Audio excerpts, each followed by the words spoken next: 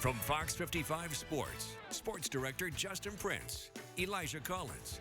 With the area's most local sports, this is The Locker Room.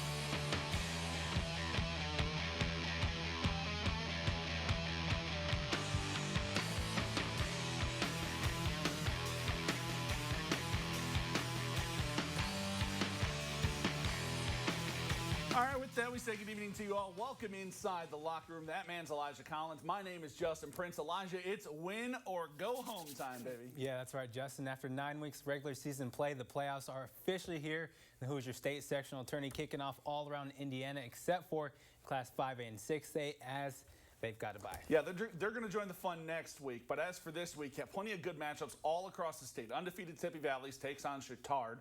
Surprising 6-win Lakeland team, they're hosting Knox. Adams Central, they're hosting rival South Adams. Plenty more for you, too. But we're going to get things started in Class 4A. Perhaps no area sectional better than Sectional 19. All three NE8 champs. That's Leo, New Haven, East Noble, all in that bracket. Two of them get to square off tonight. 4A number 6 East Noble on the road. They're kicking off sectionals, taking on 4A number 7 New Haven. It's a rematch from week 8, and it is your locker room game of the week. Let's get you out to John Young Stadium. The Knights handed the Bulldogs their only loss of the season, 31-21 up in Kendallville 2 weeks ago. Mylan Graham suited back up after missing the last 3 games, including that matchup against East Noble. Picked this one up late first half. Knights with a 7-point lead, looking for more. Dylan Crail plunges in from a couple yards out. It's 15-0 East Noble at the break after the 2-point conversion. They got the ball after recess as well, and they got right to work. Michael Mosley rips off the big run, gets the Knights down inside the 20-yard line. Just a few plays later, it's Crail going to finish off the drive again. Nearly jukes me out of my shoes, but you see him just in time to cross the goal line. It's 22-0 East Noble. Back the other way. New Haven looking to answer. Donovan Williams looking downfield, and he connects with Ajani Washington for the big gain. Offense struggled to move the ball for most of the night. Didn't there. A few plays later, Williams rolling out to his right. Finds Graham this time. That's another first down for New Haven, but that EN defense would bottle things up after that. Williams doing anything he can to keep the play alive here. Sheds a tackle, sheds another, but he ain't going to shed a third.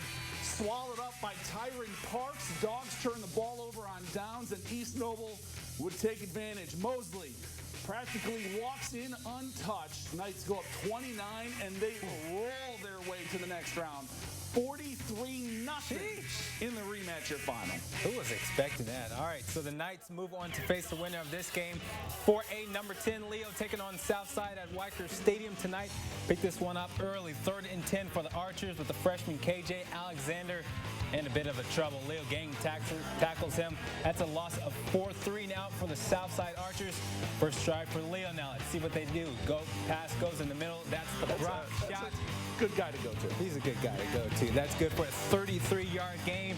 Very next play, let's go to their other man. Caden Hurst this time comes across, walks it in the painted turf, and that's good for a TD. 3 TDs for him tonight.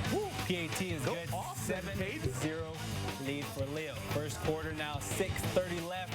Leo going for the offense again. Dicker hands off to Darius Carter. That's a 30-yard gain into the touchdown.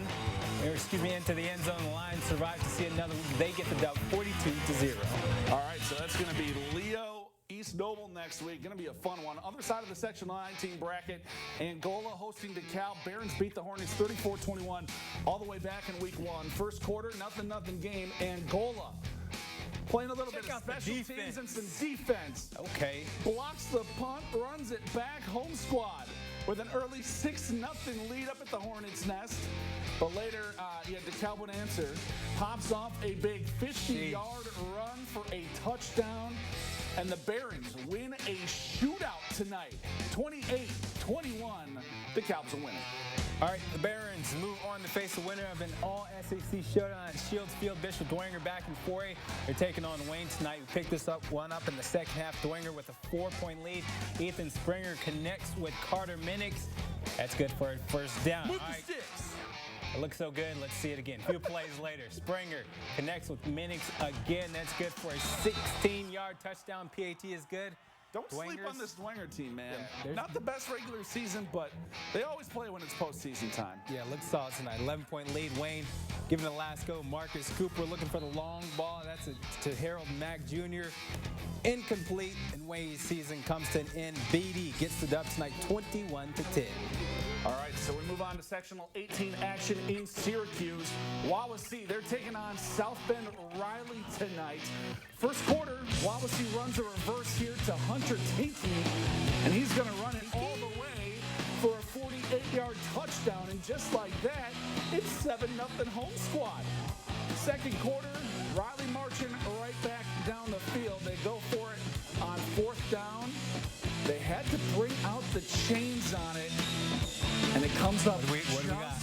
short. Oh, did they get the note card out? No, they did not. Okay, either way, that's a turnover on downs for Riley. Wawasee, how about it? They're a winner. Take this one, 35-26. You're fine. All righty, on to sectional 20 now. Huntington North hosts Columbia City Eagles this evening. We're going to start this one off early. Noah Pletcher, here he is, takes it in, plows it in to the end zone.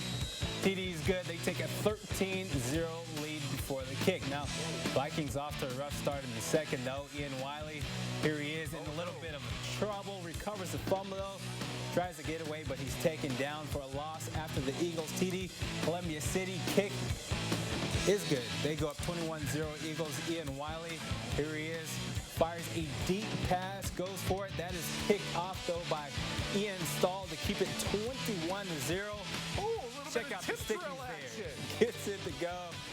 Final in this one, though. Eagles take care of business 27-7. They'll see Western next week.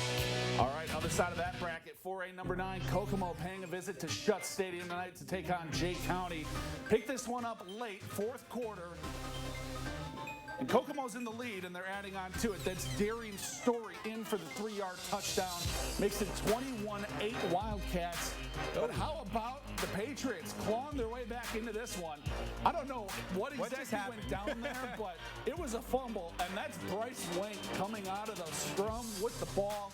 He takes it back for the 65-yard touchdown, but unfortunately not enough offense from the Patriots tonight. Their season comes to an end, 21-14 your final.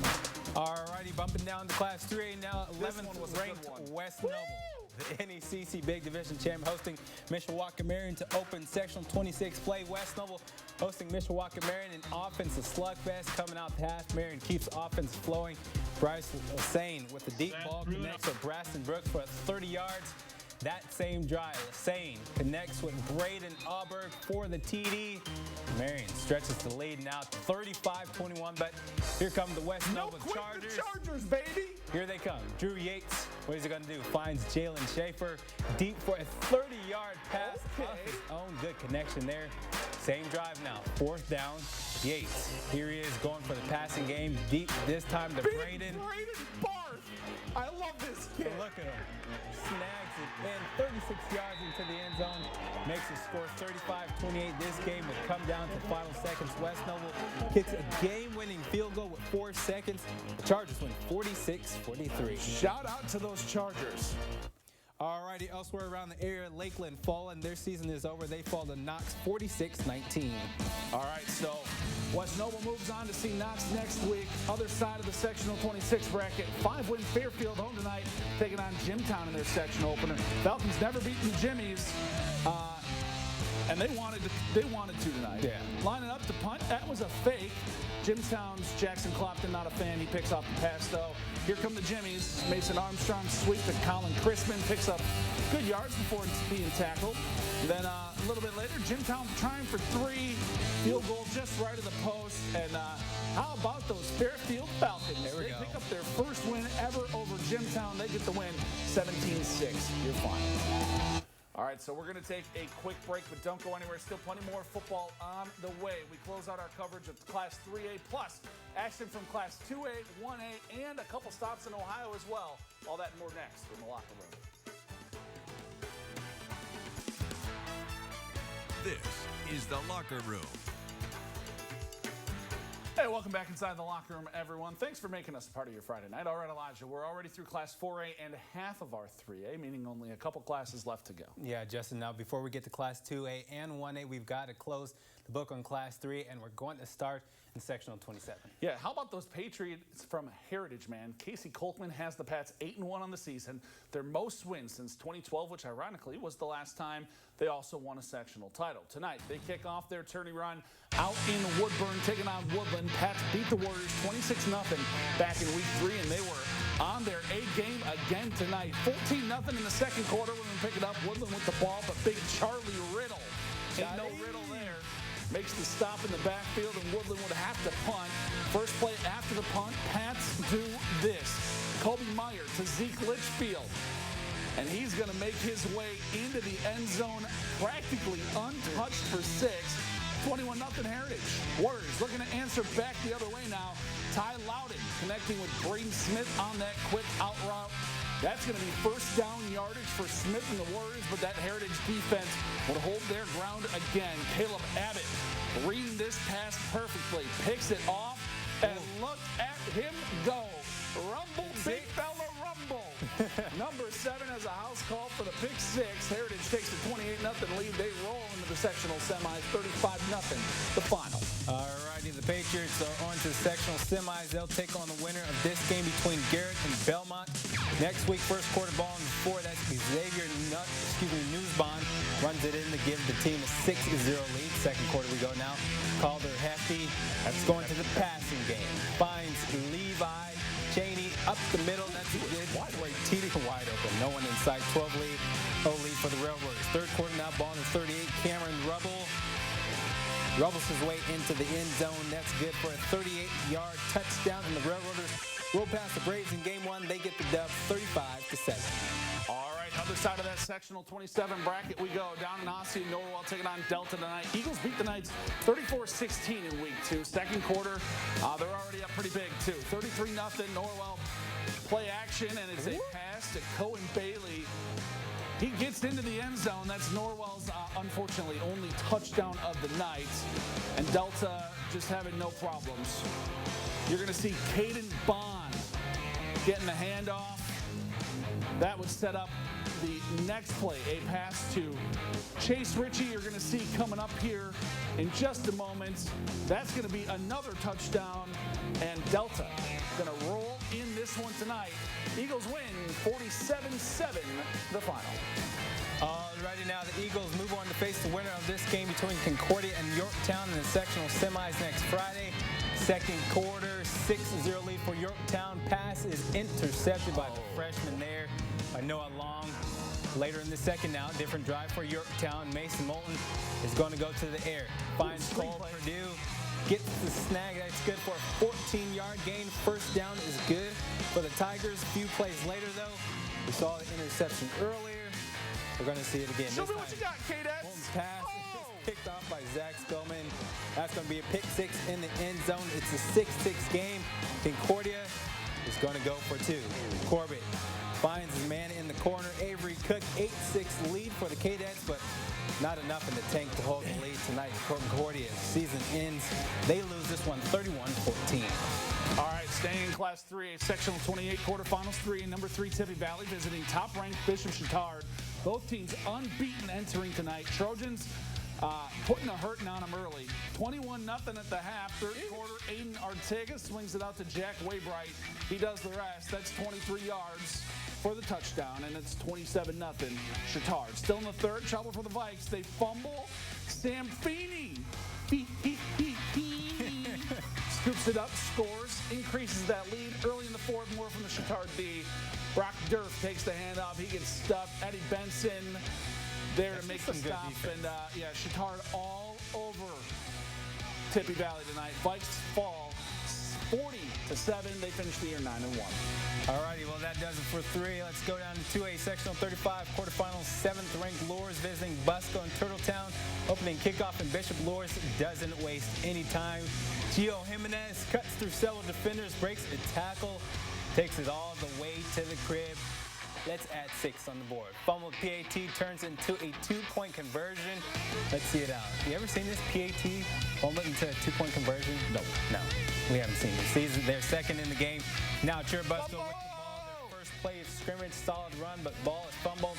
Isaac Zay comes up with the ball for the Knights. Lures with the ball. Cohen McKenzie escapes pressure.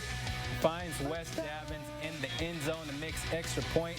Brings us to 14-0, but that's not enough to end of the story. Busco would rattle off 3 straight touchdowns to take the lead into halftime, but Bishop Loras would battle back to grind it out a 41-30 win. All right, so the Knights advance to face Eastside next week. The Blazers beating Wabash tonight 48-7. That game will be at Loras. All right, other side of that sectional 35 bracket. Central Noble taking on Prairie Heights in Albion. Cougs blank the Panthers 52-0 in week 4. Central Noble getting themselves on the board first tonight, too, and they're looking for more. Devin Highstand with the big run to the outside, breaks multiple tackles, and 64 yards later, he's got himself a touchdown. At least I think that's him. I mean, there's a lot of mud on that field, man. That is true. 14-0 Cougs. Prairie Heights trying to get themselves on the board before half. Mac Armstrong finds Peyton Sutton for the first down, and then with the clock running down, pass to Matthew Roberts coming up here, but unfortunately he doesn't have much room to run. This drive ends up stalling, and so would every drive for Prairie Heights tonight. CN takes a defensive battle on this one. 14-0 your final. All right, so the Cougs moving on to the sectional semis. They're going to see Manchester next Friday. Squires take down Whitco tonight, 49-19. All right, in sectional 36 action, 2A number 8 Bluffton taking on 6th-ranked Alexandria tonight. To open tourney play, first quarter, first and goal, no problem. 20-yard run TD is good for the Tigers. First quarter, seconds to go, 7-6 lead for Alexandria. Braxton Bittencourt finds a ball down in the end zone. That's good for a TD, and the Bluffton Tigers are off to the next round. They get the win 26-14. Shout out to the Tigers in Class 1A. Good old Adams County rivalry to open sectional play. Number 2, Adams Central hosting South Adams. South Adams would get the ball first, and they go on top. That's Colton Bolenbacher getting it in for the score. It's 6-0, 2-point conversion, no good. Next drive, AC runs it in for the score for themselves. Keegan Bloom, a lot of him this year in the locker room, and for good reason. AC goes on top 7-6 later in the quarter. Aaron Hershey, just an embarrassment of riches for Michael Mosier and company. That's another house call. AC goes up 14-7. It was all Jets after that. They fly away 42-6, the final. They are on to the sectional semis. They're going to face Southwood. Knights knocking off Fremont tonight, 38-14, your final on that one. Elsewhere in sectional 44, Madison Grant 50 gets the win, 50-0 over Northfield. North Miami falls or gets the victory 20-6 over Southern Wells. All right, let's make a pit stop in Ohio. 8-1 Antwerp closing out its regular season, hosting Edgerton tonight. Archers with the ball in the first quarter, no score, 3rd and long. Carson Altimus finds Landon Brewer along the far sideline. That is a first down. Later in the drive, they've got something brewing again. Altimus finds Brewer along this right sideline, and just watch this play. Brewer stops on a dime, sends his defender flying. That's a touchdown. And it's 8-0 Antwerp after the 2-point conversion. Next touch for Edgerton. They drive right down the field. 4th down, Joel Walkup running the ball. Gets a nice gain for a first down, moves the sticks. Later in the drive, let's give it to the big fella one more time. It's Walkup again, barreling his way into the end zone for 6. Bulldogs tied the game at 8 after the 3-point conversion, but it was all Antwerp from there. Archers rolled 38-16 in the final. They finished the year 9-1. Alrighty, staying in Ohio, Van Wert closing out the regular season as well. The Cougars taking on Aleta tonight across state lines to Western Buckeye League, where a win for Van Wert will earn them a home playoff game next week. They take on a Aleta team they beat every year since 2018. Cougars trail 7-0 in the second quarter, but they'll eat up the clock with 14 plays for 65 yards. That's 4.5 yards per play, but it's enough for Brylan Parker to find Kettle and Bill and tie it up. This ball game 7-7. Cougars get back with 30 seconds left in half, which means Parker will take a deep shot 50 yards downfield to Reese Krug right in the bucket. He steps out the 5-yard line, but very next play, Parker looking for a man. He'll keep it himself to put Van Wert up as the half expires. Diving at the pylon, Cougars win 35-14 to clinch at home playoff game next week. All right, it's time for our play of the night, and I think we're going to head back to Turtle Town. Let's see what we got. The opening kickoff of Right the out night. the gate. Busco doesn't want to kick it to the guy, and Gio Jimenez says, Tell you what, that man, I still got it. All of that man can run. I mean, I don't even know how tall he is. I don't know if the Busco defense could see him, and that's not a bad thing. Yeah. Like, shout out to Gio. He takes the kickoff back for a touchdown, and Busco, unfortunately, needed to keep it away from him a little more because Lures goes on to win tonight. They're on to the sectional semis. Shout out to Gio. Shout out to Lures.